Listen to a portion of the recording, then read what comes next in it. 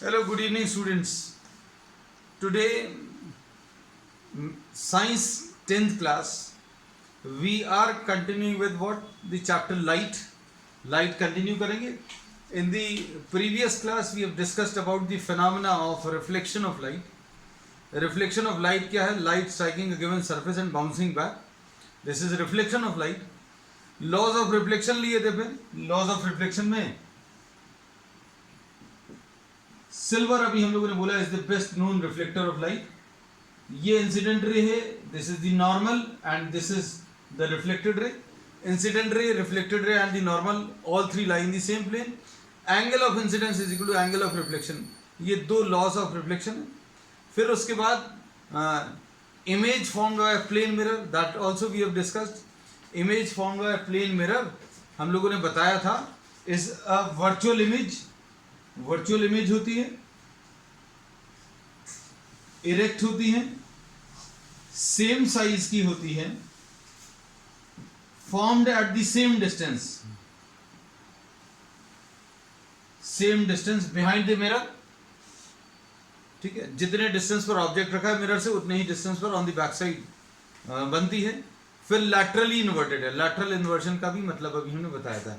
And we have discussed about real and virtual images. Real images क्या है? which are formed by actual intersection of light rays. Light rays किसी surface पर strike करेंगी, reflect होकर जब आएंगी और एक्चुअल इंटरसेक्ट कर रही हैं तो जो इमेज बनेगी that will be what? A real image. और virtual image, light rays are not formed by actual intersection of light rays, है ना. तो अब इसमें अभी हम लोगों ने बताया कि रियल इमेज और लास्ट टॉपिक अभी हम लोगों ने ये लिया था रियल और वर्चुअल इमेज के डिफरेंसेस.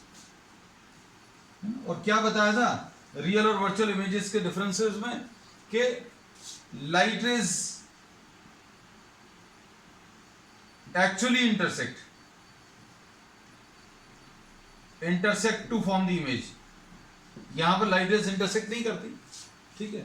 फिर अभी हम लोग क्या बोलते हैं इसके बारे में? This can be obtained on a screen, this can not be obtained on a screen, है ना. तो अभी हम सिंपल क्रॉसेस लगाते जा रहे हैं. ठीक है. और रियल इमेज जो है that is formed by actual intersection of the light rays, और ये इन्वर्टेड रहती है. रियल इमेज जो है दैट इज इन्वर्टेड और ये इरेक्ट रहती है. So these are the differences between real and virtual images.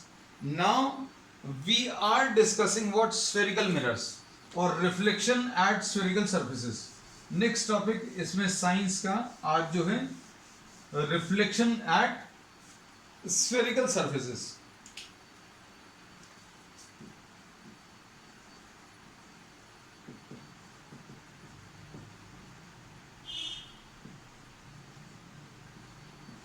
Spherical surface में अभी हम लोग बोलेंगे दो टाइप के मिरर्स अभी हम लोग लेते हैं.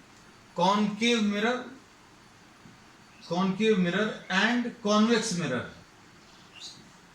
अब जैसा इसका ये नाम सजेस्ट कर रहा है, ये जो मिरर्स हैं ये स्फेरिकल किसी सरफेस से मिलकर बने हुए हैं, है ना. तो इसको बनाने के लिए तरीका क्या है? Suppose you are having a hollow transparent sphere. एक होलो ट्रांसपेरेंट स्फीयर है, इसका एक हिस्सा अभी हम लोगों ने ले लिया. We are taking a part of it.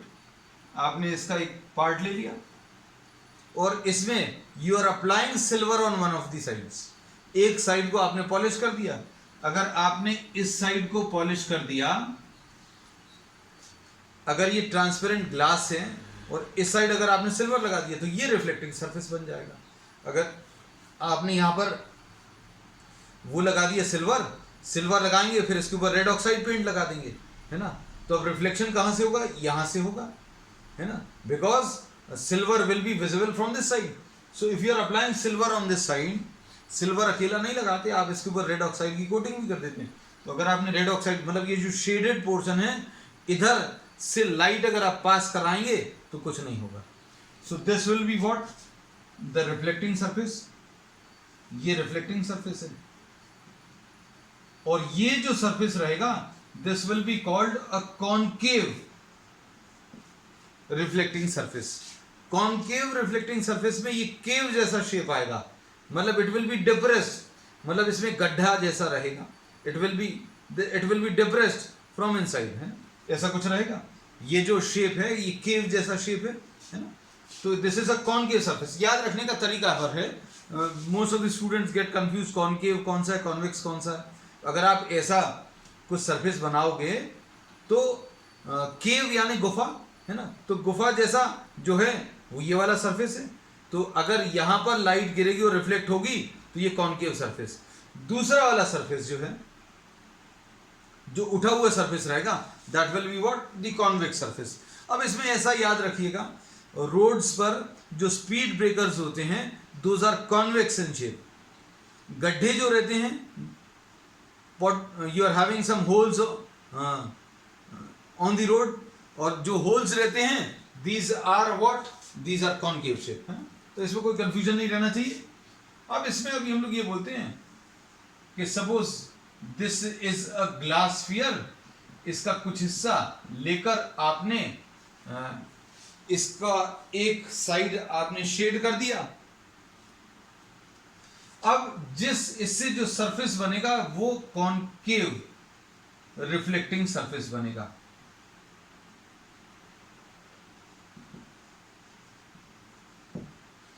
अब कॉन्वेक्स रिफ्लेक्टिंग सरफेस अगर देखना है तो अभी हम आपको कॉन्वेक्स रिफ्लेक्टिंग सरफेस भी बना के दिखा दे रहे हैं।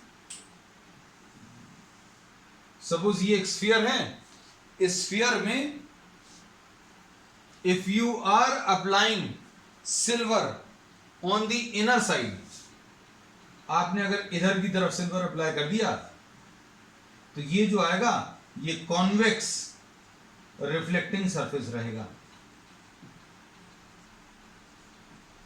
आप इसमें इस तरफ भी अप्लाई कर सकते हैं, मतलब आपको तो एक हिस्सा लेना, दोनों तरफ नहीं लेना। आप क्या करोगे, पूरा ट्रांसपेरेंट मटेरियल का एक ग्लास लेंगे, होलो स्फीयर लेंगे, और उसका कुछ हिस्सा अभी आप रिमूव कर लेंगे, और कुछ हिस्सा रिमूव करके अभी आप क्या करोगे, एक सिल्वर अप्लाई करोगे, है ना। तो अभी हम लोग सिल्वर अगर इस तरफ अप्लाई किया, then this will be what, कोई एक लेना है ना, so this will be what, the convex reflecting surface.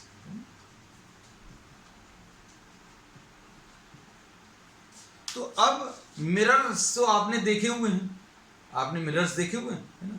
तो मिरर्स को अगर आप देखें तो मिरर्स जो हैं ये वाले देखने में सर्कुलर शेप के रहेंगे। आपको अगर मिरर हाथ में पकड़ा दिया जाए तो this will B of the shape, मतलब ऐसा कुछ सर्कुलर शेप आएगा। और सर्कुलर शेप में अगर आप टच करके देखोगे तो जो रिफ्लेक्टिंग वाला सरफेस है जिसमें आप अपनी इमेज देख सकते हैं, वो अगर डिप्रेस्ड है, गड्ढे जैसा है, तो कॉनकेव है।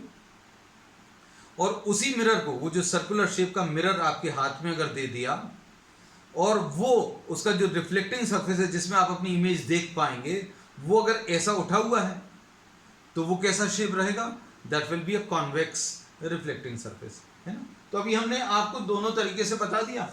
अब इसमें जिस स्फीयर का ये हिस्सा है उसके सेंटर को हम लोग सेंटर ऑफ कर्वेचर बोलते हैं।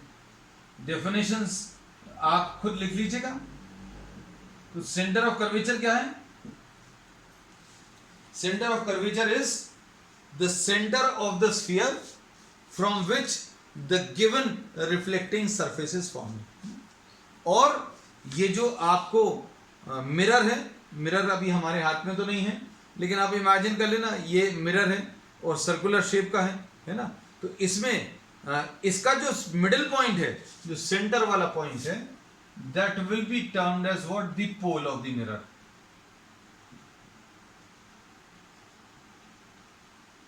इसको अभी हम लोग क्या बोलते हैं? इसको अभी हम लोग पोल ऑफ द मिरर बोलते हैं। हम देख रहे हैं, अगर अभी हमारे पास होगा then I try to show you. अगर इसमें इफ दिस इज, इमेजिन कर लेना ये मिरर है, तो इसका जो सेंटर वाला पॉइंट है that will be termed as pole. और ये जिस स्फीयर से, एक बड़े से स्फीयर से मिलकर बनेगा, तो जिस स्फीयर का ये हिस्सा है उसके सेंटर को अभी हम लोग सेंटर ऑफ कर्वेचर बोलते हैं। ठीक है, अब ये याद रखना।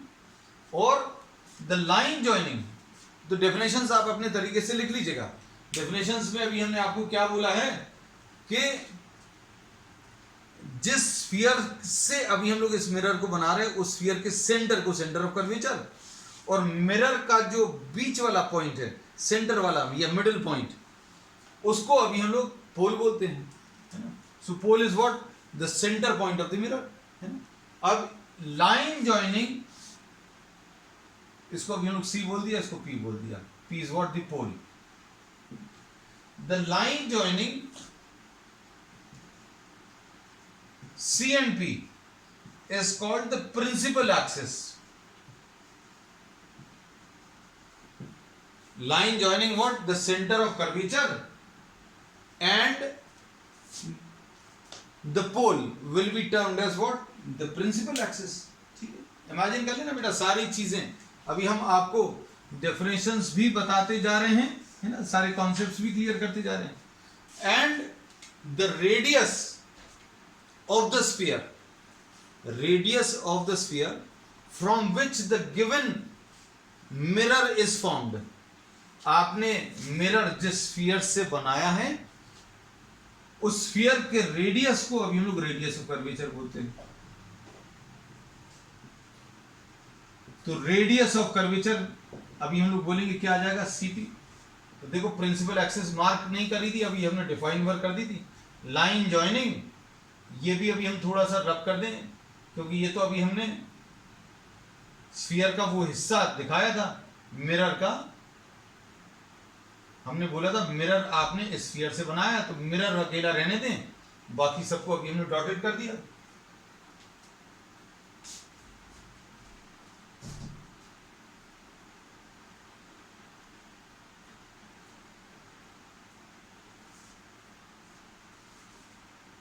अब इसमें अभी हम लोग ये बोलते हैं, ध्यान से देखना बेटा, ये सेंटर ऑफ कर्वेचर हो गया, ये पोल हो गया। Line joining the centre of curvature and the pole will be termed as what, the principal axis, है ना।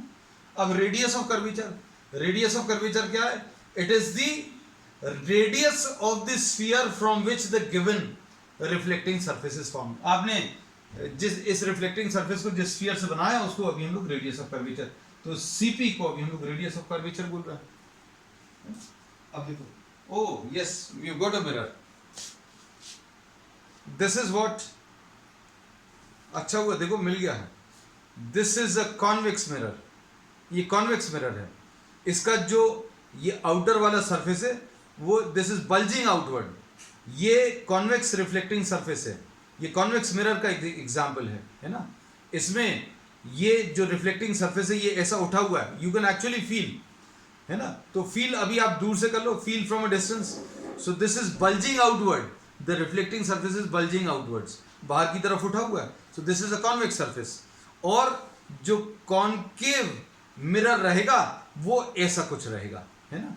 अब हम लोग इसमें क्या बोलेंगे, ध्यान से सुनना बेटा। इसमें मिरर के ये रिफ्लेक्टिंग सरफेस है, पीछे की तरफ सिल्वर लगा हुआ है, लेकिन सिल्वर को प्रोटेक्ट करने के लिए देखो ये रेड ऑक्साइड लगा हुआ है ना। अब हम लोगों ने क्या बोला, ये एक स्फीयर का हिस्सा है, मतलब आपने इसको जब भी बनाया होगा तो कैसा बनाया होगा, आपने एक स्फीयर लिया होगा, स्फीयर में से एक छोटा सा हिस्सा कट कर लिया, है ना। तो इसका जो, इसको इमेजिन करना, आप फील अगर करेंगे तो इसका स्फीयर ऐसा कुछ आएगा। और कॉनकेव मिरर अगर होता, अगर ये कॉनकेव मिरर होता ऐसा वाला, तो इसका स्फीयर इधर कहीं पर आता, है ना। तो अभी हम लोग इसमें बोलेंगे कि इसका स्फीयर पीछे की तरफ आएगा, है ना। तो अभी हम लोगों ने ये बोला है, ये देखो ये बनाया हुआ है ना। अब हम लोगों ने इसमें ये बोला ये कॉनकेव मिरर है, तो कॉनकेव, ये कॉन्वेक्स मिरर है। This was a convex mirror, जो डायग्राम अभी हमने लिया वो कॉनकेव का। तो कॉनकेव का भी डायग्राम ड्रॉ करके बता दें, since we are having a convex mirror, convex mirror है तो उसका भी डायग्राम ड्रॉ करके दिखा देना, इधर पर बना दे रहे हैं। It would be much better if you draw it on this side. आपने एक ग्लास स्फीयर लिया और इसका कुछ हिस्सा आपने रिमूव कर दिया, पूरे स्फीयर का कुछ हिस्सा आपने रिमूव कर दिया, और इसमें पीछे की तरफ आपने पेंट अप्लाई कर दिया, और इसका जो मिडिल पोर्शन है, एकदम जो बीच वाला है, that will be termed as what, the pole. ये पोल आ गया। और जिस स्फीयर से इसको बनाया है वो तो इमेजिन ही कर पाओगे आप इमेजिन कर लेना कि भाई ये किसी स्फीयर से मिलकर बना है। स्फीयर का एक पार्ट होगा, है ना। तो जिस स्फीयर का ये पार्ट है उसके सेंटर को अभी हम लोगों ने सेंटर ऑफ कर्वेचर बोला है, ठीक है। और रेडियस ऑफ कर्वेचर अभी हमने आपको सी भी बता दिया। So we have given all the definitions. अब एक और बहुत अच्छी डेफिनेशन जो बिना इसके पॉसिबल नहीं थी, इसका जो साइज है that will be termed as what the aperture. इसको अभी हम लोग अपर्चर बोलते हैं। अगर ये मिरर सिर्फ इतना सा होता, इमेजिन करना, अगर ये सिर्फ इतना सा होता तो अभी हम लोग बोलते अपर्चर इसका कैसा होता, छोटा होता। So we say that the size will be given by what, the diameter of the mirror. तो diameter of the mirror will be termed as what, the aperture. तो सारी डेफिनेशंस अभी आप नोट कर लेना, डायमीटर ऑफ द मिरर, ठीक है। So what we have defined centre of curvature, we have defined radius of curvature, we have defined pole, we have defined principal axis। अब इसके बाद, अब इसमें अभी हम लोग डिफाइन करेंगे अगला कॉन्सेप्ट, क्या, प्रिंसिपल फोकस।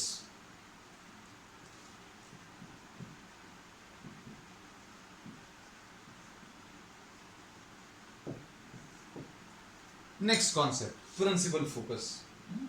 तो प्रिंसिपल फोकस क्या है, अभी हम लोग ये बोलते हैं if you are taking light ray, ये देखो इसमें ये कॉनकेव मिरर ले लिया, कॉनकेव मिरर में ये पोल है, जिस स्फीयर से इसको बनाया है, इमेजिन कर लेना, क्योंकि बनाने की जरूरत नहीं है बार बार, है ना। हम आपको चूंकि ये पहली दूसरी बार है इसलिए बना दे रहे हैं। जिस स्फीयर से इसको बनाया है उसके सेंटर को अभी लोग सेंटर ऑफ कर्वेचर बोलते हैं, तो ये सेंटर मार्क कर दिया, और ये प्रिंसिपल एक्सिस बना ली है, पहले ही बना ली थी अभी हम लोगों ने, ठीक है। अब इसके बाद ध्यान से सुनना, if you are taking a light ray parallel to the principal axis, light ray parallel to the principal axis अगर मिरर पर स्ट्राइक कर रही है तो ये रिफ्लेक्ट होगी, डेफिनेटली रिफ्लेक्ट होगी। And after reflection this will pass through a point on the principal axis. Light ray parallel to the principal axis after reflection will pass through a point on the principal axis and this point will be termed as the principal focus. तो principal focus क्या है ये याद रखिएगा, क्या, in case of a concave mirror light rays बोल रहे हैं parallel to the principal axis after reflection pass through a point on the principal axis which is termed as the principal focus. तो ऐसा लग रहा है ये लाइट रेज ऐसी गई, स्ट्राइक करने के बाद ये कन्वर्ज हो रही हैं, मिल रही हैं एक ही पॉइंट पर। कन्वर्ज होना मतलब सब चीजों का इकट्ठा होना। So all of these are converging at a point on the principal axis which will be termed as what, the principal focus, ठीक है। Therefore this concave mirror is termed as a converging mirror। क्या बोलते हैं अभी हम लोग इसको, converging mirror बोलते हैं। किसको, कॉनकेव मिरर को, कॉनकेव मिरर को अभी हम लोग कन्वर्जिंग मिरर बोलते हैं। आपने देखा भी होगा कई बच्चों ने ये, दिस इज अ मतलब एक्ट ऑफ प्ले, आपने देखा होगा कई बच्चे मिरर हाथ में लेकर सन की तरफ उसको डायरेक्ट करके सन से जो लाइट रेज हैं उनको किसी एक पॉइंट पर फोकस कर लेते हैं, है ना। And the sunlight which is coming from a very large distance, the rays are parallel and these will meet at a point. ये लाइट रेज जो हैं these will actually meet at a point. और light rays अगर reflection के बाद किसी एक point पर मिल रही हैं, एक्चुअल में मिल रही हैं, तो वो इमेज रहेगी। तो सन की इमेज बनती है, आपने बनाकर भी देखी होगी, अगर नहीं किया तो कर देखना। If you are having a concave mirror, try to focus it towards the sun और try to fix it towards the sun and very the direction and place one. If sun is somewhere here, आप यहाँ पर concave mirror लेकर सन की तरफ करिए और यहाँ कहीं पर एक पेपर रखिए and try to obtain the image. The image of the sun can be obtained on the screen. तो यही अभी हम लोगों ने रियल इमेजेस के बारे में बताया भी था कि these can be obtained on screen. और आपने देखा भी होगा सन की इमेज जो बनती है, सन से जो लाइट रेज आ रही हैं वो सारी की सारी कन्वर्ज होती हैं एक पॉइंट पर, और इसकी मदद से ये सारी लाइट रेज अगर एक ही पॉइंट पर कन्वर्ज हो रही हैं तो सन की जो रेज हैं these are associated with some heat, तो ये पेपर को जला भी देती हैं। तो ऐसा खेल कई सारे बच्चे करते भी हैं कि कॉनकेव मिरर का यूज़ करके पेपर को जलाया जा सकता है ना। चलिए अब इसमें प्रिंसिपल फोकस पता चल गया, ये किस चीज़ का प्रिंसिपल फोकस है, कॉनकेव मिरर का। कॉन्वेक्स में क्या होगा, कॉन्वेक्स में इसका जो स्फीयर रहेगा वो इस साइड रहेगा, इसका सेंटर यहां कहीं पर रहेगा, ये पोल रहेगा। Light rays parallel to the principal axis, light rays parallel to the principal axis after reflection, reflection के बाद ये इसको तो कहीं पर भी नहीं मिलेंगे, किसको, प्रिंसिपल एक्सिस को तो कहीं पर भी नहीं मिलेंगे। अभी हम थोड़ा सा डायग्राम अच्छा सा कर दें so that you don't get confused. Light rays parallel to the principal axis after reflection do not actually pass through a point, but these appear to be coming from a point behind. ऐसा लगता है कि ये यहां कहीं से आ रहे हैं, और जहां से ये आ रहे हैं उसको अभी हम लोग फोकस बोलेंगे। So if you are having, यहां पर अभी हमने दो लाइट रेज बनाई थी, ये दोनों light rays parallel to the principal axis after reflection pass through the focus. अगर आपने और ली होती तो ये भी फोकस से पास होती, लेकिन इसमें light rays parallel to the principal axis after reflection, ये देखो आगे जाकर तो नहीं मिलेंगी, ये इधर की तरफ जा रही है, ये इधर की तरफ जा रही है, but these appear to be coming from a point behind. ऐसा लग रहा है जैसे ये पीछे कहीं से आ रही हैं। तो पीछे कहां से आ रही हैं, ऐसा लग रहा है ये एफ से आ रही हैं। So this is what the focus.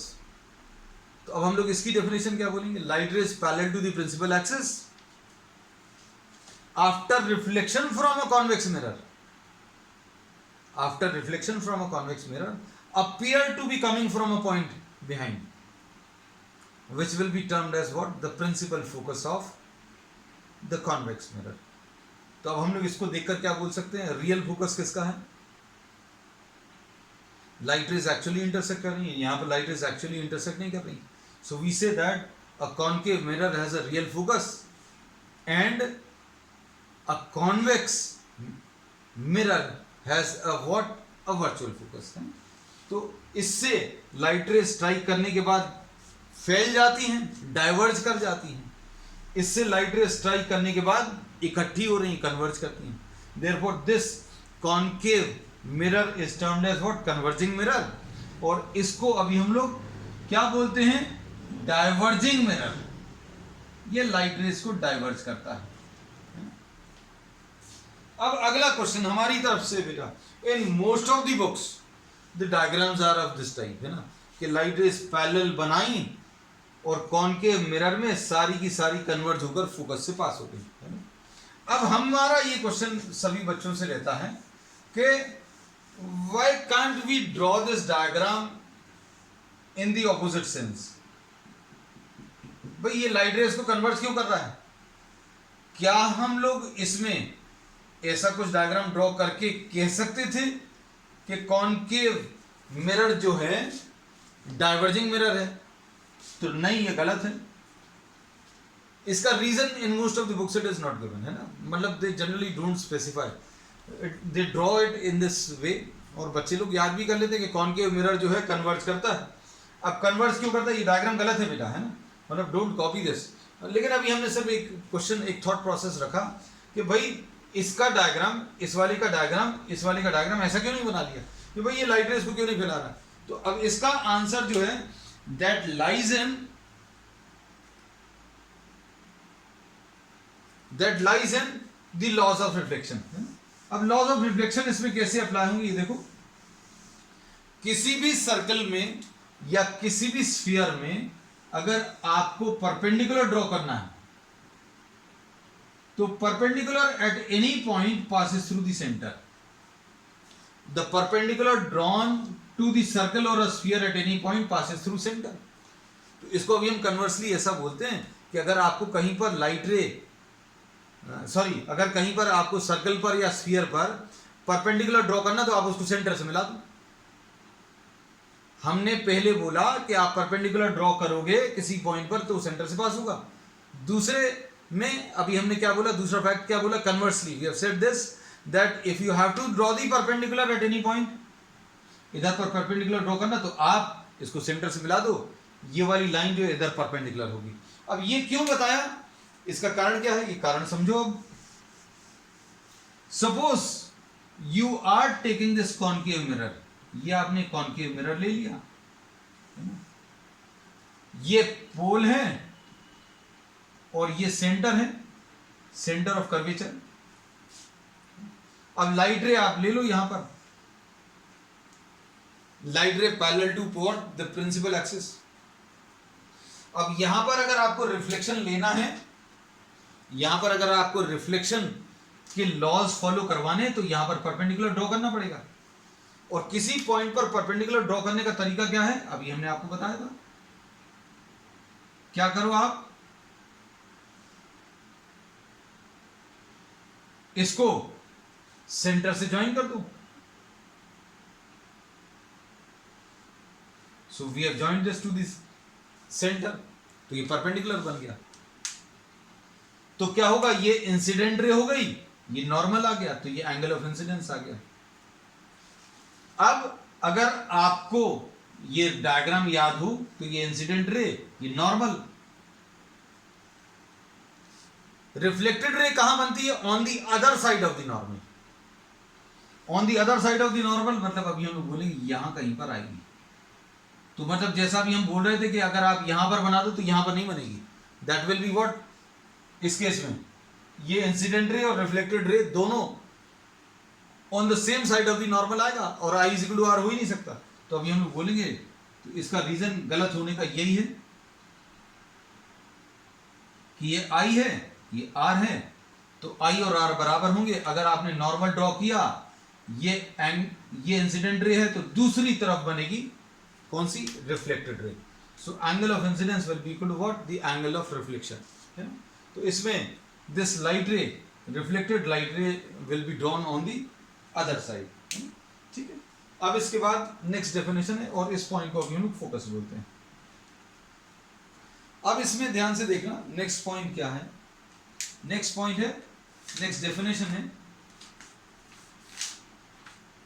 क्या, फोकल लेंथ, डिस्टेंस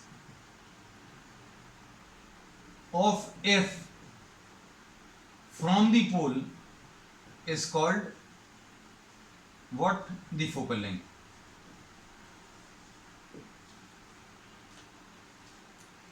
एफ का कहां से डिस्टेंस, पोल से डिस्टेंस, इसको अभी हम लोग क्या बोलते हैं,